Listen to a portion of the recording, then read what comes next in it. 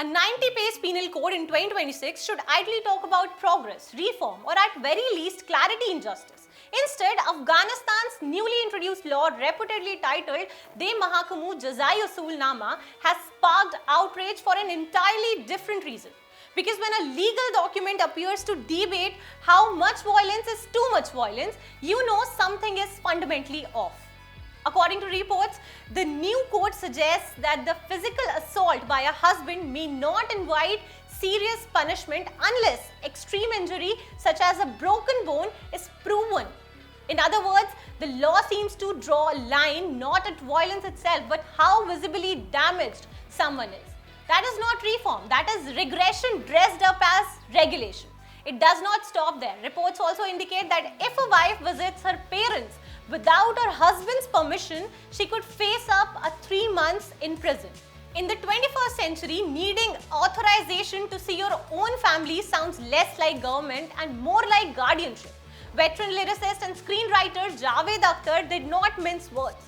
Reacting on X, he urged religious leaders, especially in India, to openly oppose such measures. His point was direct. When injustice is justified in the name of faith, silence becomes complicity. What makes the conversation even sharper is the reported hierarchy embedded in the system. Religious leaders at the top, elites next, middle class after that, and the lower class at the bottom. Justice, it seems, may not be blind after all. If a senior religious scholar commits an offense, reports suggest he may receive advice. If a poor citizen commits the same act, prison and physical punishment could follow.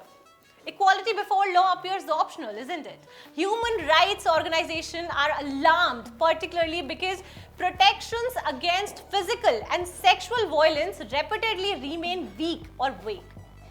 In some instances, even severe domestic abuse may attract a maximum sentence of just 15 days. That is less a deterrent and more a technicality.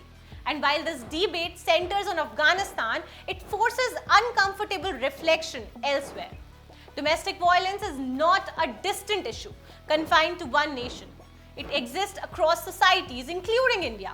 The difference lies in whether the law protects the vulnerable or negotiates their suffering.